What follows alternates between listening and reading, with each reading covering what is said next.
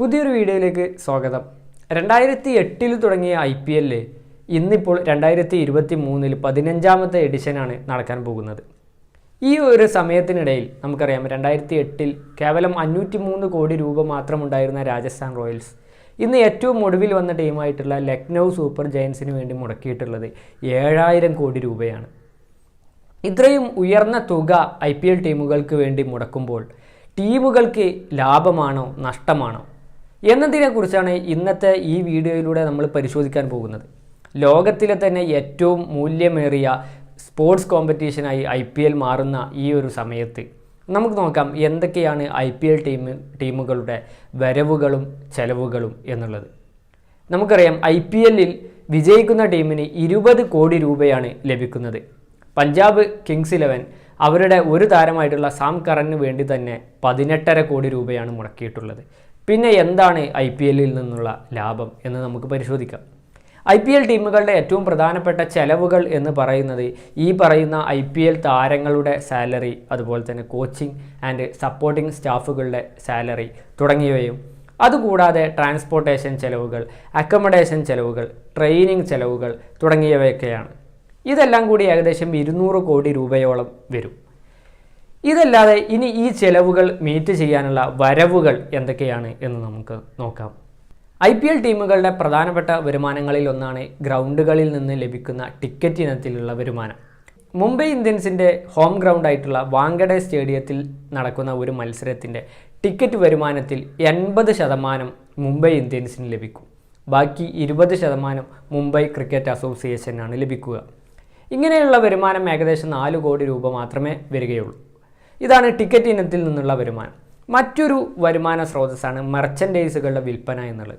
നമുക്കറിയാം ടീമുകളുടെ ജേഴ്സി, അതുപോലെ തന്നെ ക്യാപ്പ്, വാച്ചുകൾ തുടങ്ങിയ മെർച്ചൻഡൈസുകൾ വിൽപ്പനയിലൂടെ ടീമുകൾക്ക് ചെറിയ തോതിലുള്ള ഒരു വരുമാനം ലഭിക്കും. മറ്റൊരു പ്രധാനപ്പെട്ട ഒരു വരുമാന സ്രോതസ്സാണ് ടീമുകളുടെ സ്പോൺസർഷിപ്പ് എന്നുള്ളത്. നമുക്കറിയാം IPLലെ ഒരു ടീമിൻ്റെ ജേഴ്സിയിൽ മാത്രമായിട്ട് 10ഓളം സ്പോൺസർഷിപ്പുകളാണുള്ളത്. പാൻസിൽ 4ഉം അതുപോലെ തന്നെ ഷർട്ടിൽ 6ഉം അടങ്ങിയ 10 ബ്രാൻഡ് സ്പോൺസർഷിപ്പുകൾ ഒരു IPL ടീമിനെ ജേഴ്സിയിൽ ചെയ്യാൻ BCCI അനുമതി നൽകിയിട്ടുണ്ട്.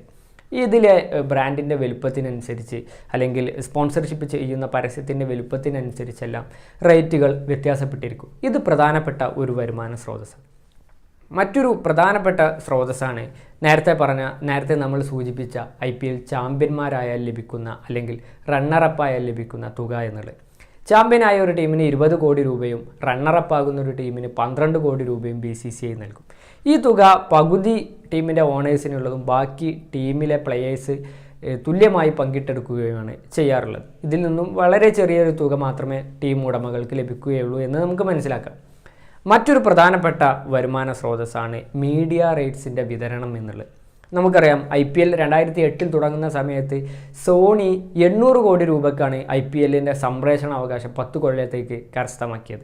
എന്നാൽ ഏറ്റവും ഒടുവിൽ സ്റ്റാറും അതുപോലെ തന്നെ ജിയോയും കൂടി കരസ്ഥമാക്കിയിരിക്കുന്നത്, ഈ മീഡിയ റൈറ്റ്സ് കരസ്ഥമാക്കിയിരിക്കുന്നത് ഏകദേശം 48,000 കോടി രൂപക്കാണ്. ഈ 48,000 കോടി രൂപ ലഭിക്കുന്നത് BCCIക്കാണെങ്കിലും BCCI ഇതിൻ്റെ പകുതി ടീമുകളുമായിട്ട് പങ്കുവെക്കും. അത് ഫൈനലിൽ എത്തുന്ന ടീമിന് അതുപോലെ തന്നെ റണ്ണറപ്പ് ആകുന്ന ടീമിനൊക്കെ കൂടുതൽ തുക ലഭിക്കും. ഇത്തരത്തിൽ 50% ടീമുകളുമായി പങ്കുവെക്കുകയാണെങ്കിൽ 24,000 കോടി രൂപയോളം ടീമുകൾക്ക് മാത്രം ലഭിക്കും. ഒരു ടീമിന് ഏകദേശം 2,000 കോടി രൂപയോളം ഈ ഒരു ഇനത്തിൽ തന്നെ ലഭ്യമാകാനുള്ള സാധ്യതയുണ്ട്. ഇതാണ് പ്രധാനപ്പെട്ട ടീമുകളുടെ വരുമാന സ്രോതസ്സ് എന്ന് പറയുന്നത്. ഇനി മറ്റൊരു രീതി, ഇത്തരത്തിലുള്ള വരുമാനങ്ങളൊക്കെ ലഭ്യമായാലും ടീം ഉടമകൾക്ക് ഏറ്റവും അധികം ലാഭം ലഭിക്കുന്നത് ഈ ടീമിൻ്റെ ബ്രാൻഡ് വാല്യൂവിലുണ്ടാകുന്ന വർധനവിലൂടെയാണ് എന്നുള്ളത് നമുക്ക് മനസ്സിലാക്കാം. നമുക്കറിയാം സൺറൈസേഴ്സ് ഹൈദരാബാദ് എന്നുള്ള ടീം സൺ TV നെറ്റ്വർക്കിൻ്റെ കീഴിലാണ്. മുംബൈ ഇന്ത്യൻസ് റിലയൻസ് ഗ്രൂപ്പിൻ്റെ കീഴിലാണ്. അതുപോലെ തന്നെ ഡൽഹി ക്യാപിറ്റൽസ് GMR ഗ്രൂപ്പിൻ്റെ കീഴിലൊക്കെയാണ്. ഈ ടീമുകളുടെ പെർഫോമൻസ്, ഈ ടീമുകളുടെ വാല്യൂവിലുണ്ടാകുന്ന വർധന ഈ കമ്പനികളുടെ ഷെയർ വാല്യൂവും ഉയർത്തും. അത് ആത്യന്തികമായിട്ട് ബിസിനസ്സിൽ ഈ കമ്പനികൾക്കെല്ലാം തന്നെ ലാഭം ചെയ്യും.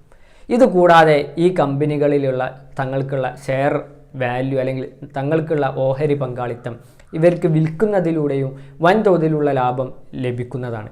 നമുക്കറിയാം കൊൽക്കത്ത നൈറ്റ് റൈഡേഴ്സ് എന്ന് പറയുന്നത് ഷാറുഖ് ഖാനും അതുപോലെ തന്നെ സി എൻ്റർപ്രൈസും ഒക്കെ കൂടി ചേർന്നിട്ടുള്ള ഒരു കൺസോർഷ്യമാണ് വാങ്ങിയിട്ടുള്ളത്. ഇവർക്ക് ഇതിൽ ഷാറുഖ് ഖാൻ തൻ്റെ കയ്യിലുള്ള ഷെയർ വിൽക്കുന്നതിലൂടെ ആ ഒരു വാല്യൂ അന്ന് ഉണ്ടായിരുന്ന വാല്യൂവിൻ്റെ 10 ഇരട്ടിയോളമൊക്കെ ഇന്ന് വർദ്ധിച്ചിട്ടുണ്ടെന്ന് നമുക്ക് നോക്കിയാൽ മനസ്സിലാകും. നമുക്കറിയാം ഇതുപോലെ തന്നെ CSK ചെന്നൈ സൂപ്പർ കിങ്സ് അവരുടെ സ്റ്റേക്കിൻ്റെ 6% ഈ അടുത്താണ് LICക്ക് വിൽക്കുകയുണ്ടായത്. ഇങ്ങനെ സ്റ്റേക്ക് വിൽക്കുന്നതിലൂടെ ഹ്യൂജ് എമൗണ്ടാണ് ഈ ടീം ഉടമകൾ കരസ്ഥമാക്കുന്നത്. അപ്പോൾ ഇതാണ് IPL ടീമുകളുടെ ഒരു വരുമാന സ്രോതസ് എന്ന് പറയുന്നത്. IPL ടീമിൻ്റെ വിജയിക്ക് ലഭിക്കുന്ന തുക നമുക്ക് ഇത് വെച്ച് കമ്പയർ ചെയ്യുമ്പോൾ വളരെ ചെറുതാണെങ്കിലും മറ്റു പല ബിസിനസ് മോഡലിലൂടെയാണ് ഈ ടീമുകൾ വരുമാനമുണ്ടാക്കുന്നതും ലാഭമുണ്ടാക്കുന്നതും ഓരോ വർഷം കഴിയുന്തോറും ബ്രാൻഡ് വാല്യൂ ഇരട്ടിച്ച് പോകുന്നതും നമുക്ക് കാണാൻ സാധിക്കുന്നത്. ഇതുപോലെയുള്ള വ്യത്യസ്തമായ വീഡിയോകൾക്കായി ചാനൽ സബ്സ്ക്രൈബ് ചെയ്യുക.